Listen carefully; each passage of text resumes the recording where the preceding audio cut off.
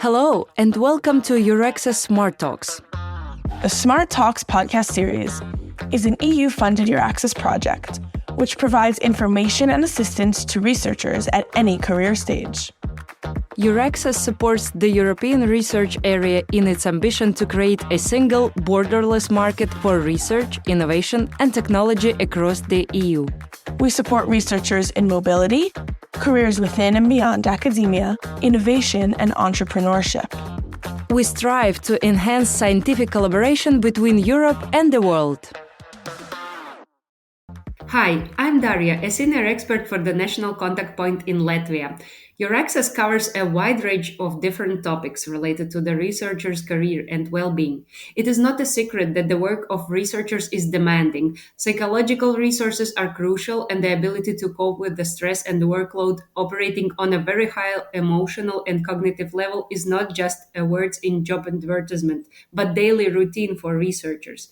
Mobility in this respect could be evaluated as an advantage and disadvantage. It could give a boost to experience a new way of life, give new valuable experience, and also be a very stressful time, dealing with a variety of aspects, multicultural teams that probably need more attention to details than the usual environment. This episode will focus on a very diverse ecosystem where researchers from all over the world are welcomed. Luxembourg. In this episode of Smart Talks podcast, we focus on researchers' mental health, and to clarify this, we are happy to welcome two experts, both from Luxembourg University, Inma Peral Alonso, a certified life coach, and Esther Zana-Nau, HR Programme Manager Doctoral Training, Luxembourg Institute of Socio-Economic Research, certified mediator. Our first guest is Inma Peral Alonso, research facilitator at University of Luxembourg, certified life coach and career coach. She coaches researchers, helps them be less alone, guiding to psychologists or resources.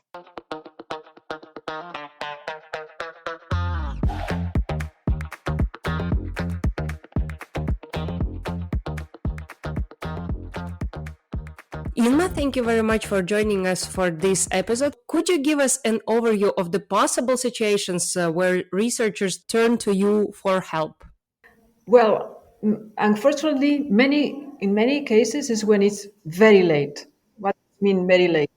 When they are so frustrated and so in their head that things have gone sideways, when they have had a conflict with their supervisor that has gone really long and is already kind of cooked, or when they are already too kind close to a burnout. I believe one of the issues is that researchers, by the very nature of their own training, they don't ask for help, especially when it's more into the psychological issue. So this is one of the things I've observed, that I might arrive to them very late. So what I do is, when I have the opportunity to chat with them in an informal manner, to give hints, and so they can decide on their own. Very often it's late in the sense that they are burnt out. They've lost hope. I have heard the advices that, for example, if the person is already burnt out, that they should switch to another field, and there couldn't be any help. To overcome it. What you would say?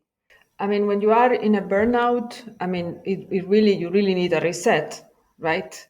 So of course you can come back, but it's really necessary to do a change, to do changes that they are, to have a break, to have a different framework. And depends on where you study or where you are doing your PhD, they might be very rigid in terms of giving you more time. One thing that shocks me is that, when I did my PhD, there was not a time restriction, but sometimes there is. They say it's 4 years, and there is no much room, or if you ask for any extension, it has to be justified. And when a person is really, really burnt out, going through is really like a mountain, right? So yeah, that's why my observation is that very often they ask for help very late, and they have to, it's prevention. I think in research is more prevention, that they really try to avoid that they end up exhausted and frustrated by discussing a lot, by going out of the head. It's very important. This is very crucial what you just mentioned. So I wanted to ask you, what are the red flags that a person herself or himself could understand that, no, this is not good. I'm not in a good state. I should turn for help. Well, when they avoid the rest of the team, for example, because they feel when they don't spend time discussing that in the research group, right? When they turn into themselves, when they don't have, I think that they should, every researcher, especially PhDs, they should force themselves to spend time and discuss with other researchers.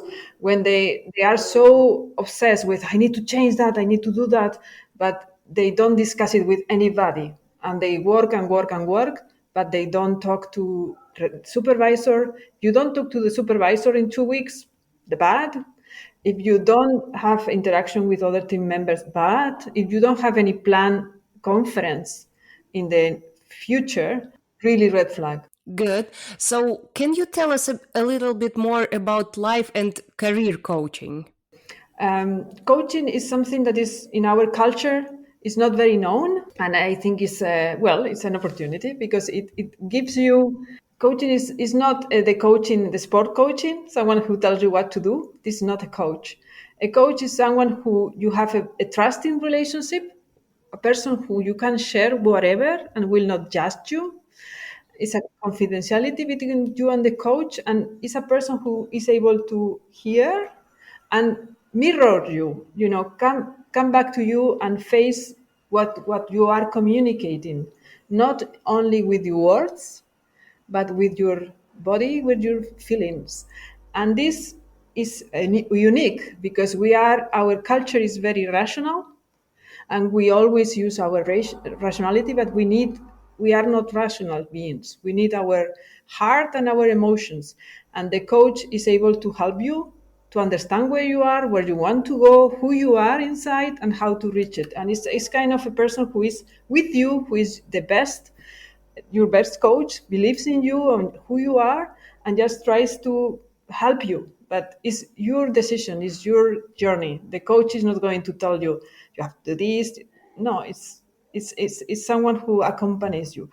So, for example, I can tell you. So, in my personal life, or in my career, it helped me. I becoming a coach. I've been coached a lot. So I've noticed that for me, as a researcher, it's very hard to ask for help, you know, right? But through the coaching, I can do that. I've learned to do that, and it's great, because then I can just simply say, who can help me, and think of people and ask for help, ask for their opinion. This has given me so much potential, because before I was not doing it. Something. This is an example, right? People come to me and they say, look, I think the way I communicate, people don't get to me. They don't get me, right? This is the feeling they have. And then we work through this. I say, okay. Through the process, the person understands a lot of what she is or what he is, and so on. So it's a very interesting journey. Through coaching, we give the tools to the people to learn their saboteurs. Everyone has its. We are always in the self-sabotage mode, no? Some people, their saboteur is something that appears, a little head or a little voice that says you are not good enough, or you think you are too good, or everyone has its own saboteurs. And in the coaching, we help the person when they start talking like you are now saying, but reasoning, say, I can identify this is a saboteur. Someone inside you is stopping you to being yourself, because then we recognize it. Sometimes we help the person to put an image to these feelings or these voices, and it's a process where you said to the coach, you are right. When you realize that there is something there that is not real, but you are living with it. You see what I mean? That's fine. That's fine. then is an ally. I mean, if it's a motivator, but this is someone who is always putting you down, it depends on the and very often it's not rational. It's just and this is what we have to live with ourselves and our limitation and so on. But the coach help. I mean, my experience with coaching is that it really helps you to get out of your head of a rational mind, and the other person follows, and you are in the coaching session. It's like the start.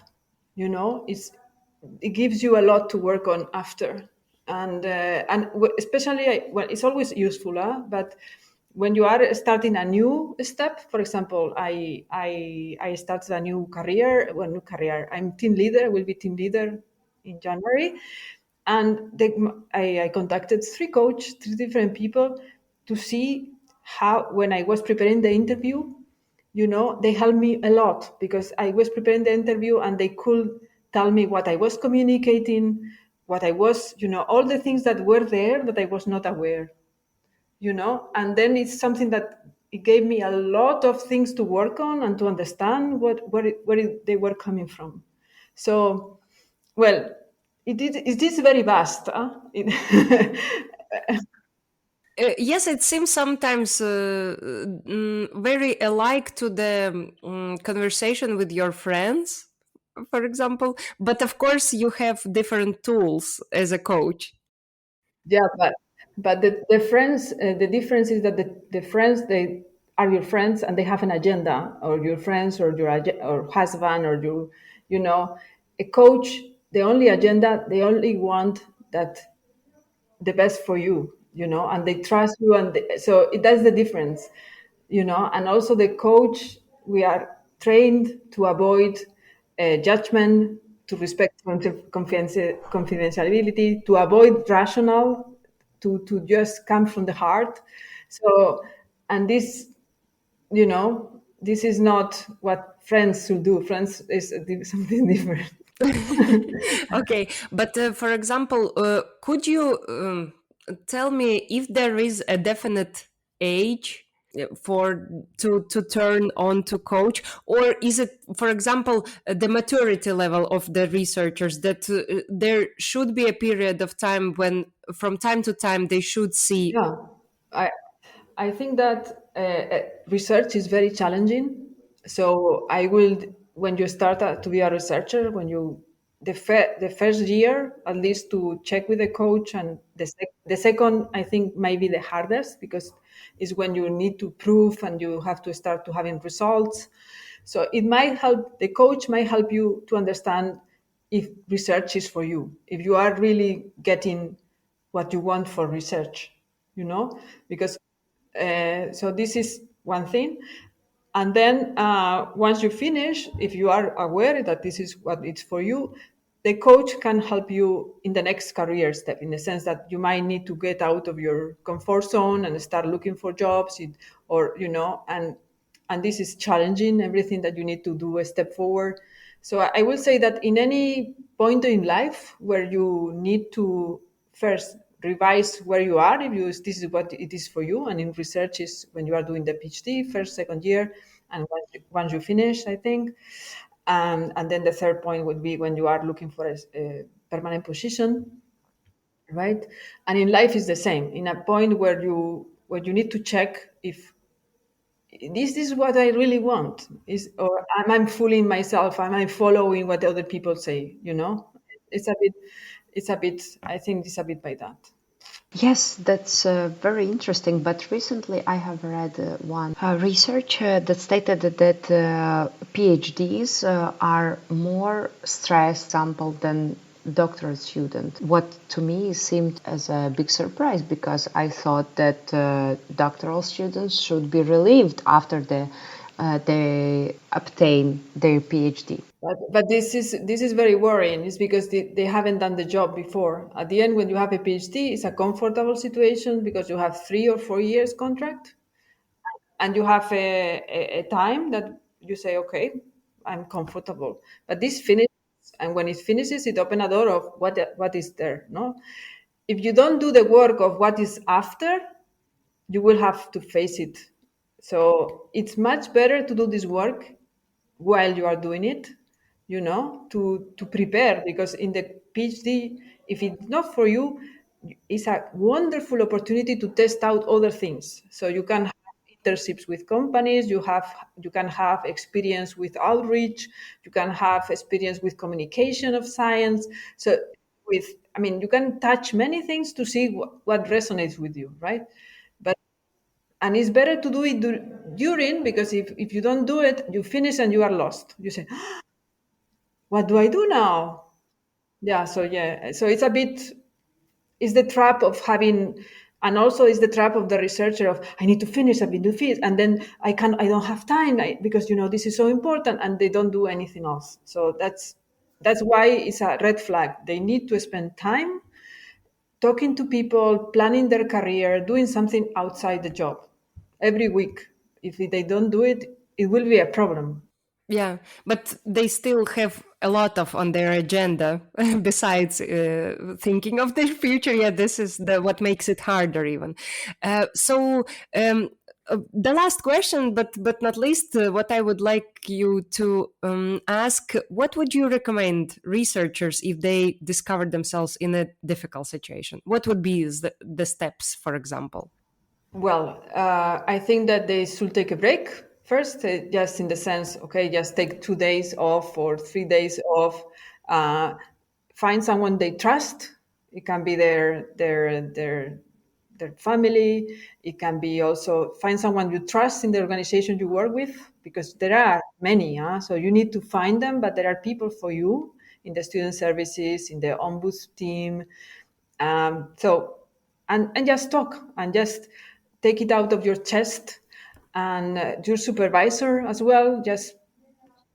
If this is very important, another researcher can be a postdoc, someone. Just take it out of your chest, okay? And if you need some days to recuperate, that's fine. It's not the end of the world, because it's not. And this is the first step.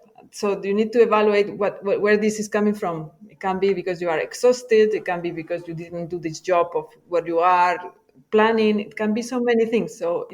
And you need to have someone to trust and to be able to take it out of your chest, and someone who is able to see it from outside. Thank you very much. So the main message would be communicate. It makes at least early stage researchers a little bit curious about themselves and their feelings as well. Thank you. Thank you so much. Thank you.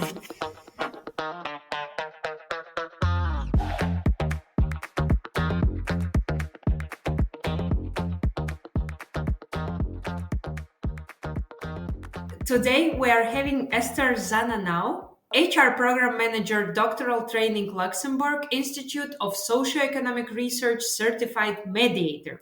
Esther, you're super welcome on our podcast. We were waiting for the interview with you for so long. Thank you very much that you managed to join us. Thank you so much for your invitation. Thank you. And we would love to know a little bit more what is actually mediator, and how you can explain better to us how mediation can assist researchers' well-being. To start very shortly about mediator, this is a professional who is accompanying people who have conflict. He's like the third neutral party. And this accompaniment is to help them, to assist them to find by themselves the best solution to their conflict. So, of course, the aim is that they come to an amicable, peaceful solution that is mutually agreed and that meets that is beneficial, let's say, to both parties, that meets their interests. So this is the role of a mediator. It's generally it's a professional in communication, because when there is a conflict, there is a blockage in communication. People cannot communicate in a healthy manner. In some cases, they stop communicating. In the worst case, they communicate only to harm each other. So we accompany them to find ways to communicate in a healthy manner. What would you say? What could be the usual situation when you are invited? Because sometimes when people have a conflict between themselves, sometimes they are tending like thinking, there is something wrong with me.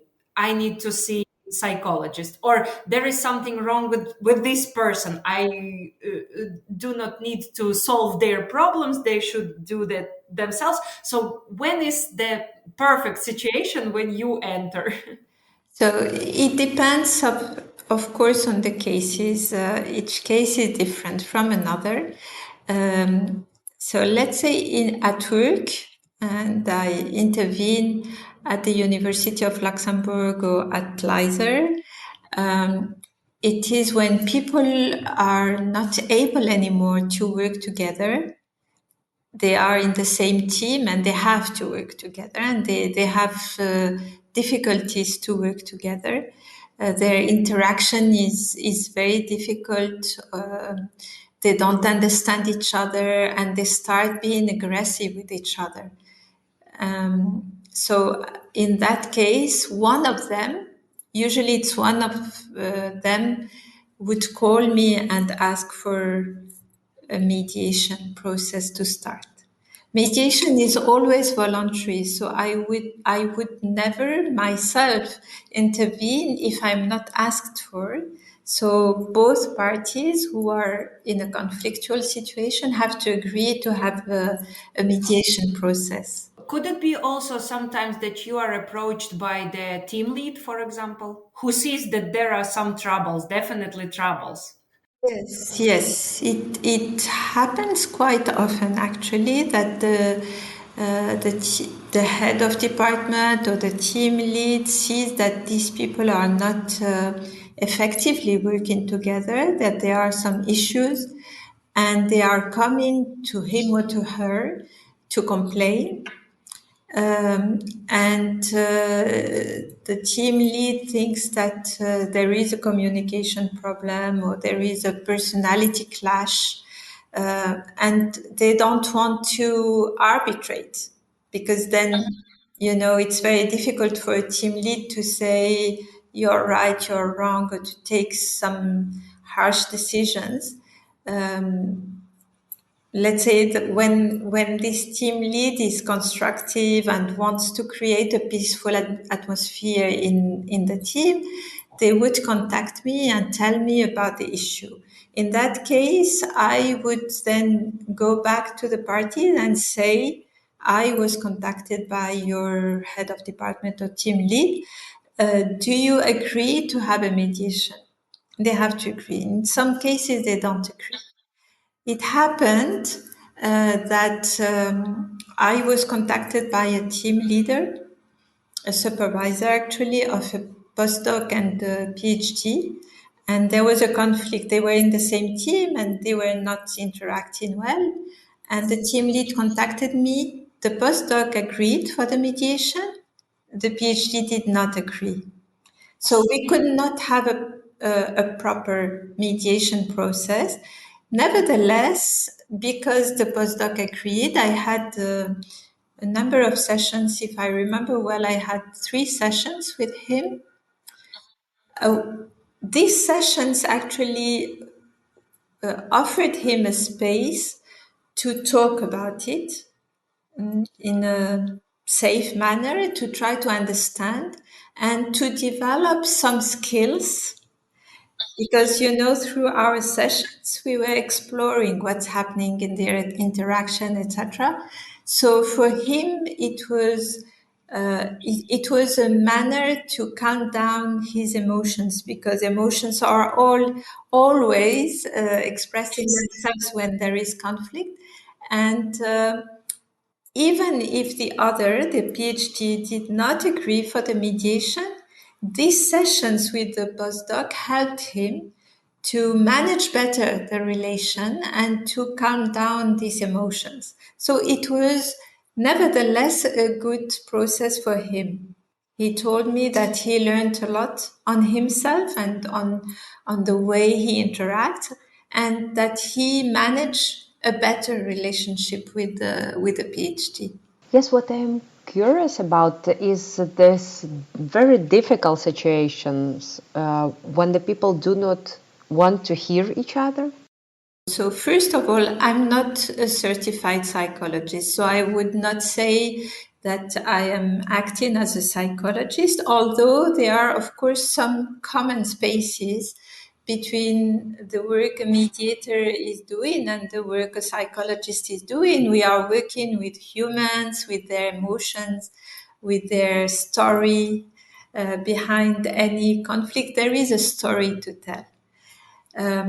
In the case of a mediation, we, as I told you, we intervene only in the case of, let's say, a misunderstanding going to a conflictual situation where communication is bad, is interrupted, is, as I told you, harmful.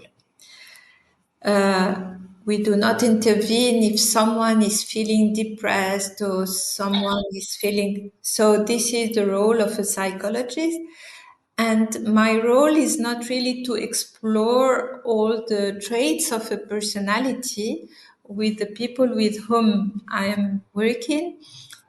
I'm not going now to explore the past and why they are interacting like this. I'm just offering a safe space where they feel that they are with someone who is not judging them, someone who is not, who is neutral in the sense that whatever solution, it is their solution. It is not me trying to, direct them in a way that is that I feel is the best way, because this is my opinion, but I'm not them. So I'm here to accompany, as I told you, and the solution is there. So I don't really give advice on the best way to do to find a solution. Of course, I ask questions. I try to put some light on a situation. Sometimes emotions would be like a kind of veil of curtain. You don't see clear. When we are under the emotional pressure, we don't see clearly what is happening, and sometimes we become confused. So I'm there to again, put everything on the table and try to put some clarity. So this is a bit different from the work a psychologist would do. And as I told you, I'm not a certified psychologist. Now, about being wrong and being right. So what I learned through my training and through my experience as a mediator is that there is no right and wrong.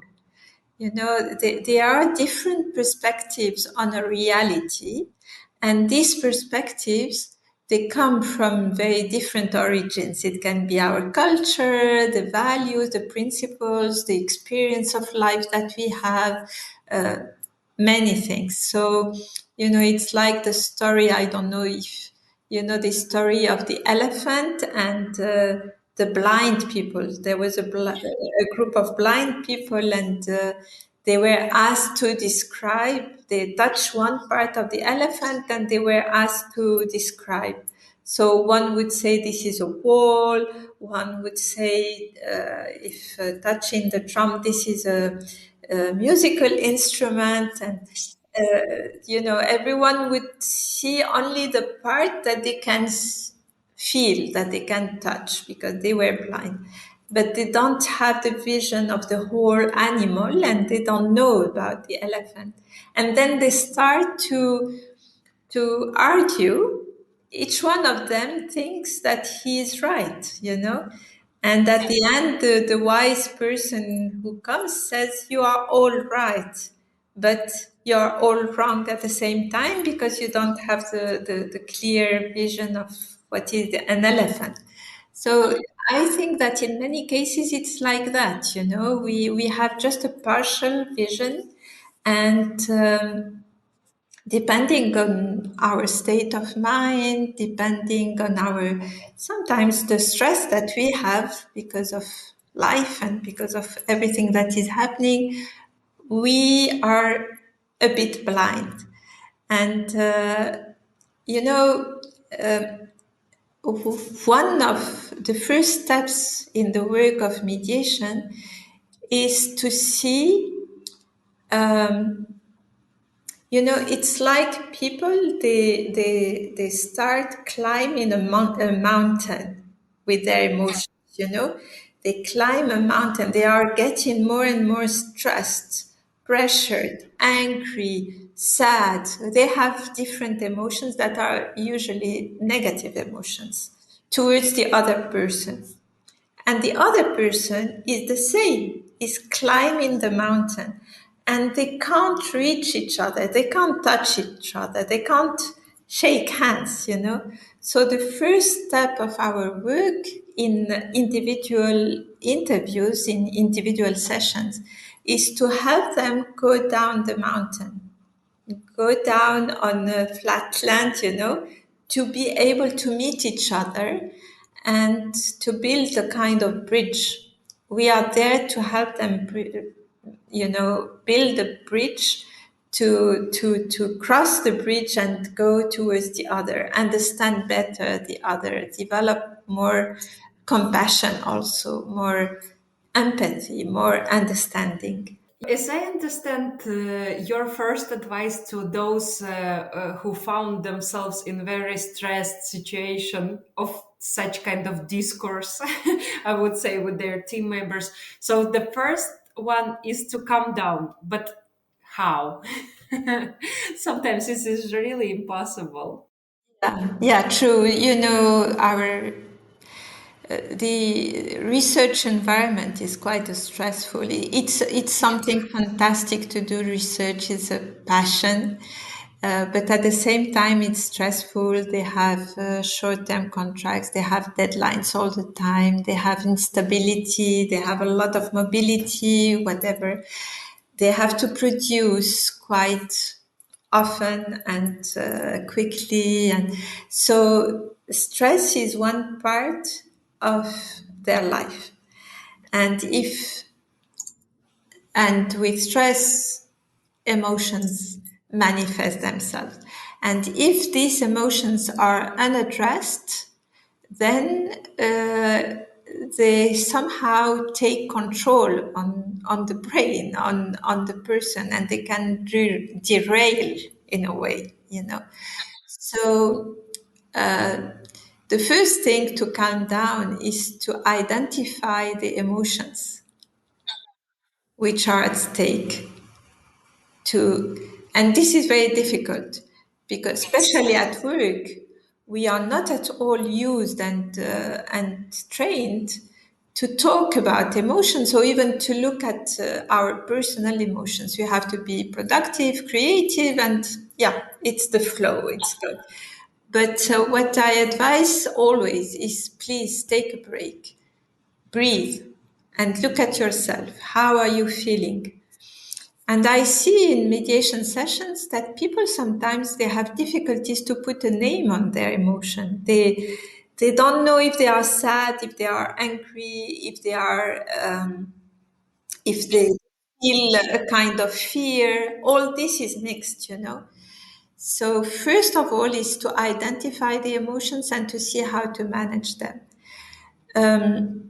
We have everyone has a different way of managing emotions. I have colleagues who need to, for instance, for some minutes to go out and breathe in the fresh air. Some people would practice sports for that, yoga or running or whatever. Some people, they need to at some point to listen to music, to make meditation, but all these ways are personal ways to calm down.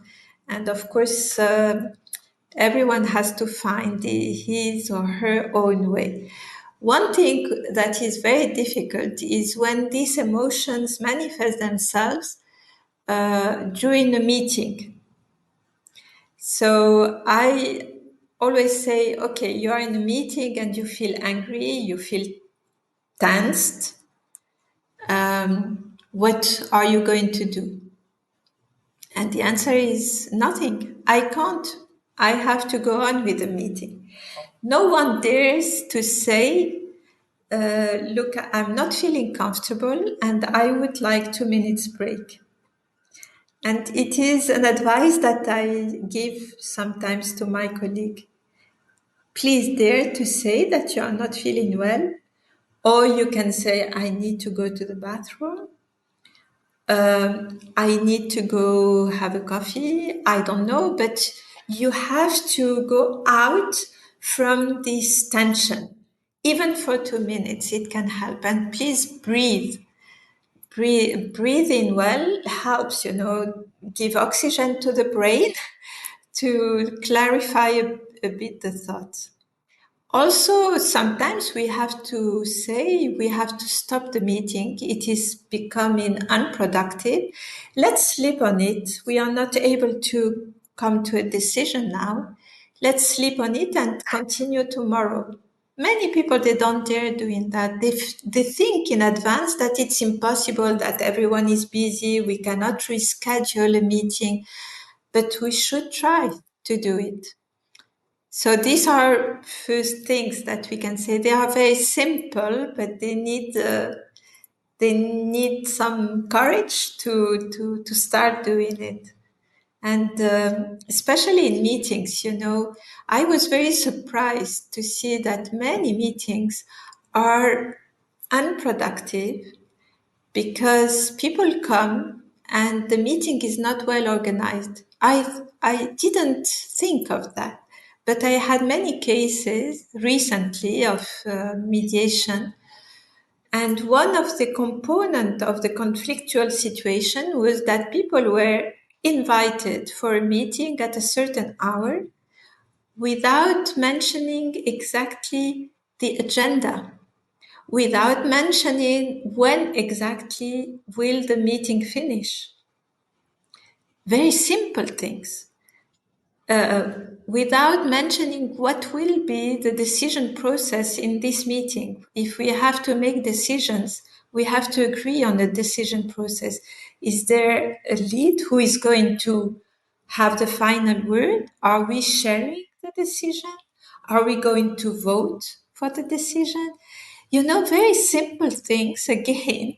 It seems very obvious, but they are not always present. And I can say that even they are rarely present. And this clarity for meetings avoid these tensions. So also sometimes we help through our questions and our interaction with the parties. We intervene in that sense that through the questions they realize that they don't have organized meeting, and then there is tension growing because they see that time is flying and they are not coming to a decision, or there is a decision and they don't agree and it is not well implemented. All this because they don't have a collective decision-making process that is clear and agreed by everyone. What would be the main point or the main takeaways from this conversation? Very first thing, don't be ashamed if you have a conflict with a partner, a colleague, some family member. Conflict is, we can say, part of life.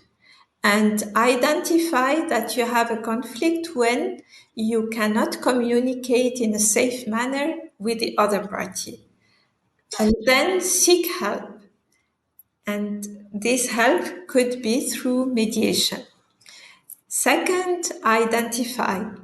the emotions that are at stake, identify them, and find a way to manage them.